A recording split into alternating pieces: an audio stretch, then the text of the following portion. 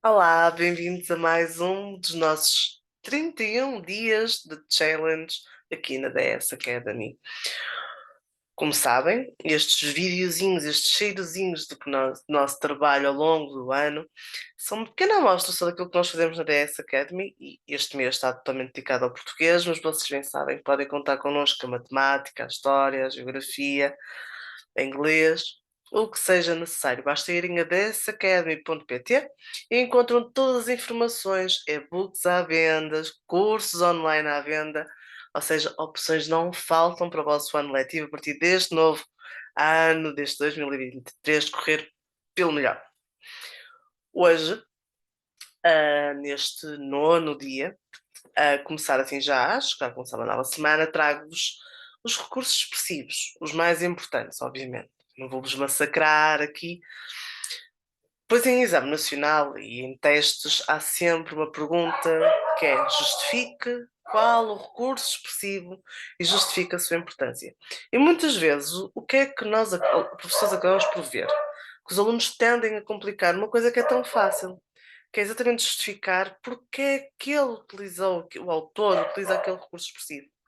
Se estamos a falar de uma comparação, obviamente que ele vai usá-lo para comparar. Claro que para isso é necessário vocês saberem os recursos expressivos. E eu agora vou-vos mostrar aqui uma lista com aqueles que são ou que são considerados os mais importantes. Esta lista depois é partilhada quem tem as aulas online, obviamente, ou quem adquire o nosso material. Esta lista é totalmente compartilhada com a explicação também de cada recurso expressivo. Como eu digo, quando chegamos a esta parte, é necessário sempre outro tipo de acompanhamento mais particular. Por isso, só estes videozinhos pequeninos não chegam. Vamos começar pela adjetivação. Ou seja, como o próprio nome diz e indica, temos aqui o uso de adjetivos. A mesma, quando estamos a falar em textos literários, pode ser feita de forma simples, dupla ou tripla. Por exemplo, aqui temos uma dupla neste exemplo. Quem as recolhe, assim, cruéis, desfeitas nas suas conchas puras. Portanto, a adjetivação é utilizada por vários escritores portugueses. Vamos já aqui salientando um, essa de Queiroz, ok? Na poesia também. A alegoria. Aliás, nós temos uma importante obra em português de 11º ano que sai em exame nacional, ou poderá sair, é uma das que está, que é uma alegoria. É exatamente, não é? Dizer uma coisa por outro e utilizar algo como exemplo. E aqui, nossa alegoria, o nosso sermão de Santo António aos Peixes, que é o nosso maior exemplo de uma alegoria em que os peixes são comparados assim aos homens. Vamos aqui só ver este exemplo dado por Saramago. A máquina estremeceu, erguendo a sua cabeça de gaivota, lançando-se em flecha, céu acima. Ou seja, temos aqui uma espécie de comparação da máquina que não tem cabeça, mas ergue a cabeça, qual gaivota, e voa, não é? A seguir à alegoria temos a aliteração. E aqui entramos num conjunto de recursos expressivos que muitas vezes são confundidos com repetições, aliteração, anáfora. Vamos aqui já perceber as diferenças entre os vários. A aliteração é a repetição de uma consoante e sempre, quase sempre, na posição inicial da sílaba. E aqui vamos ver o nosso exemplo, o nosso Álvaro de Campos, que já demos na última aula. Mais possuirei a existência do total universo. Mais completo serei pelo espaço inteiro fora. Mais análogo serei a Deus, seja Ele quem for. S, S, S. O próprio som. Não estamos aqui a falar em escrita, estamos aqui a falar som, ok? A literação, mesma consoante. Avançando, temos agora a anáfora. Também é uma repetição. Aqui vamos repetir a palavra ou o conjunto de palavras no início de cada verso ou frase. Vamos aqui também buscar outro exemplo de Álvaro Campos. Ó fazendas nas montras, ó manequins, ó últimos figurinos, ó artigos inúteis que toda a gente quer comprar. Aqui está ó, ó, ó. Diferença: literação, consoante, anáfora, mesma palavra. Depois temos a anástrofe. A anástrofe, no fundo, e é muito utilizado no mundo da poesia, é o trocar os elementos da frase. Ou seja, o que é sujeito passa para verbo, por exemplo, o que é verbo passa para sujeito, é trocar por completo. É quase não passar, é passar a desorganizar a frase toda. Vamos ver este exemplo do Ricardo Reis. O meu indício, depois passamos para outro verso. Na areia, o mar com três ondas o apaga. Ou seja, aqui poderíamos dizer que com três ondas o mar apaga a areia, mas aqui temos na areia o mar com três ondas o apaga. Ou seja, temos aqui o verbo depois. Isto acontece muito com, principalmente em poesia. Antítese, eu acho que antítese é aquele mais usado por todos os poetas. São combinações de ideias contrárias, não é? De opostos, e acho que é usado assim por grande parte de Cesário Verde, Fernando Pessoa, Eugênio de Andrade, Miguel Torga. Há imensos, principalmente os poetas que até vão buscar um bocadinho mais crises existenciais, o nosso querido Antero Quental, ok? E assim temos a tal combinação, não é? Vamos aqui ouvir este exemplo. Ouvi-la alegre e entristece. Ou seja, aqui temos a alegria e a tristeza. São opostos, são antónimos, mas estão aqui nesta frase. Ou seja, temos uma antítese. A importância deste recurso expressivo. Depois temos a apóstrofe, utilizada imenso pelo nosso Luís de Camões. Acho que os Lusíadas são carregadinhos de apóstrofes e acho que é aquilo que vocês. Fora que a apóstrofe muitas vezes assume o papel de função sintática, que é o vocativo. Eu creio que já falei disto na aula das funções sintáticas, mas se não falei, fica aqui também. Às vezes parece que não, ok, é apóstrofe. Na mesma, até imaginem que retiram essa expressão para vocês, ok, o que é? Qual é a função sintática? Ok, olha, é uma apóstrofe. Uma apóstrofe por norma é um vocativo, portanto, é fácil. Ou seja, é quando chamamos, quando falamos com alguém, não é? E aqui temos outro exemplo, Ricardo Reis, vem sentar-te comigo, Lídia, à beira-mar. Lídia aqui é quem ele diz para se sentar. Ou seja, é mesmo aqui o vocativo. Depois temos a comparação. Eu acho que a comparação é assim, aquilo mais básico. Não é? Vamos aqui, temos aqui uma relação entre os dois, temos uma comparação, compara e utiliza o como, ok? Pode ser o como, pode ser o parecer-se, assemelhar-se. Portanto, expressões parecidas também com o como. Não quer dizer que seja obrigatório ter o como, ok? Vamos aqui só salvaguardar essa parte. Vamos aqui ver um exemplo. E deixou o sorriso como quem deixa um guarda-chuva esquecido numa sala de espera. Comparar o sorriso esquecido com um guarda-chuva que foi esquecido. Portanto, acho que este é o mais fácil. Assim como a enumeração. Ou seja, enumerar. Poeta que utiliza. Poeta não, peço desculpa. Escritor que utiliza imensa enumeração. O nosso Essa de Queiroz também. Aliás, acho que o Essa de Queiroz fez um excelente aquisição de todas as grandes obras, de todos os grandes recursos expressivos. Ou seja, temos aqui a enumeração é exatamente dizer todos os elementos que constituem ou que mantêm uma relação entre si. Aqui temos um exemplo do conto Manuel da Fonseca. Espreguiça-se, boceja e arrasta-se até à caixa de lata enferrujada. Portanto, temos aqui uma série de movimentos praticados, neste caso pelo Batola, em que ele faz de forma significativa e são assim enumerados. Avançando, temos o eufemismo. Há uma música portuguesa em que utiliza o eufemismo do Rui Veloso. No fundo, é forma de suavizar algo mais desagradável. Nós tendemos sempre a utilizar o eufemismo, mas, ou seja, para levarmos a vida ao dia a dia de melhor forma. Gastamos os olhos com o sal das lágrimas. Ou seja, estamos a dizer por outras palavras, por palavras que o Eugênio de Andrade diz, o grande, por outras palavras, este chorar, não é? Esta forma tão bela que a poesia de Eugênio tem de nos dizer que chora, mas em vez de dizer que chora, diz que só gastamos o sal das lágrimas, os olhos com o sal das lágrimas. Aqui temos o tal eufemismo. Depois temos a gradação, muito usada pelo nosso Fernando Pessoa, pelo nosso Cesário Verde, pelo nosso Santero de Quental. Temos uma série de vocábulos, de palavras que vão aparecendo, quer de ordem crescente ou decrescente, por norma sempre ligados a uma enumeração. Tentem não confundir uma com a outra. Pensem sempre de. Há ali uma gradação ou uma degradação, ou seja, algo que cresce ou decresce. Portanto, é mais fácil vocês perceberem assim.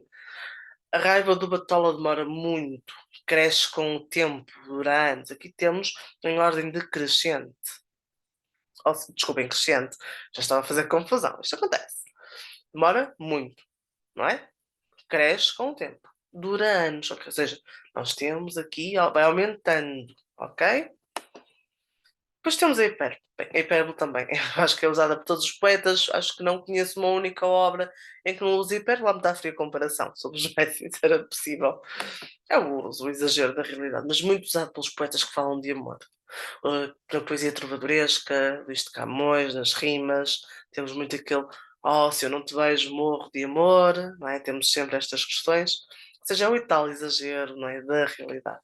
Aqui o Manuel da Fonseca também já o usa, carregado de tristeza, o entardecer demora anos. A hipérbole é usado por todos. Como eu digo, é batidinho em qualquer eh, poema, prosa, o que seja.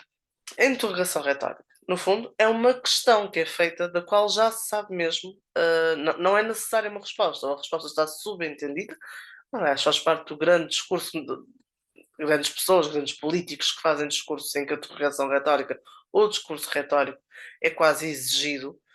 E aqui também é usado, obviamente, muitas vezes até para questionar, muito por poetas também, nas tais crises existenciais, porque é fazer as perguntas e deixar no ar sem resposta.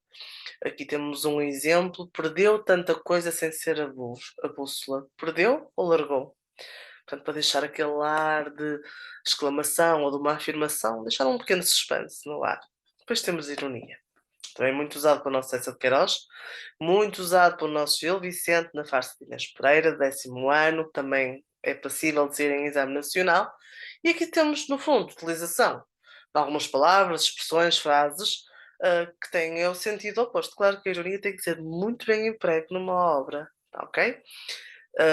Porque ela vai, no fundo, dizer o contrário. Aqui temos um exemplo do José Saramago: os homens e os bois já estão no seu jantar. Depois será a hora da sesta. Se a vida não tivesse tão boas coisas como comer e descansar, não valia a pena construir conventos. Aqui temos a tal ironia. O descansar, né, que tão pouco eles tinham, quem leu ou quem vai dar a obra do Memorial do Memorial de Convento, Saramago vai se aperceber desta a hora da sesta. Eles trabalhavam incessantemente. Portanto, ele está aqui realmente a ter esta ironia como se a hora do descansar fosse algo que eles tivessem quase que pedinchar. A metáfora. Chegamos à metáfora. É tudo metáforas. Tinha um colega que dizia sempre que é tudo metáforas. Metáfora é uma assimilação, ou seja, uma associação entre algo parecido, em semelhança. Costumamos dizer, para quem está a iniciar este processo, que é uma comparação, mas sem o como, sem o parecer. Por exemplo, aqui a multidão cresceu, é um enxame negro gigantesco que veio ao divino mel, zumbe, murmura. E estamos a comparar a multidão com o enxame de abelhas. Ou seja, há esta comparação, mas sem o como. Às vezes a malta tenta complicar a metáfora. Vamos tentar simplificar, ok? Metomínia. E vocês já devem ter ouvido falar. Então o nosso César de Queiroz utiliza imenso esta metomínia. Ou seja, é trocar uma palavra por outra, mas sempre com uma relação de continuidade, ok? Ou seja, e nós sabemos a questão dos modomínios, dos sinónimos, portanto, isto está tudo ligado também a processos de léxico. Como podem ver aqui, em todo o caso, a Vossa Excelência conhece perfeitamente o seu Porrodão. Aqui, Porrodão, associado, obviamente, a um socialismo, e aqui, ou um socialismo utópico, ou um anarquismo, que essa de Queiroz aqui vai usar. A metonimia, aqui no essa de Queiroz, é usado um tom um bocado sarcástico. Onomatopeia.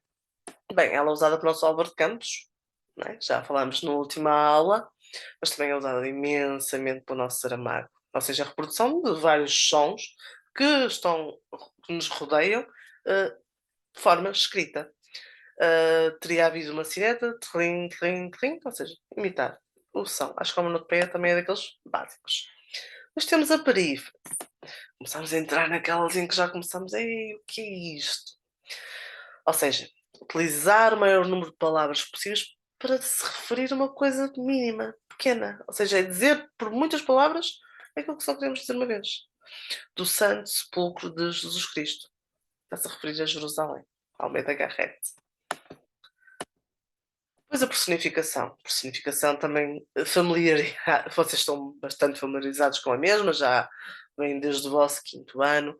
É a tal atribuir qualidades humanas a objetos ou seres totalmente inanimados. Quando a Terra não repete que são mais. Aqui temos o nosso Miguel Torga. Depois temos o pleonasmo. Ou seja, isto é reforçar uma ideia que já está expressa. Nós usamos bastante. Abrir a porta, não é? Abrir a porta ou subir para cima, descer para baixo. São pleonasmos, não são erros portugueses, são pleonasmos. Quando alguém vos chamar a atenção, eu utilizei um pleonasmo. Não é possível, mas eu hei de salvar o meu anjo do céu. E aqui temos o nosso Almeida Garrett. E aqui ele está, no fundo, a reforçar esta ideia de não é possível, mas eu hei de salvar o meu anjo do céu. Portanto, aqui já é no final da obra de Freire Luís de Sousa. Depois temos a sinédoque. E aqui a sinédoque é, no fundo, passar o significado de uma palavra para outra, sendo que há sempre uma relação entre as duas, ou o que for. Vamos aqui ver este exemplo dessa de Queiroz.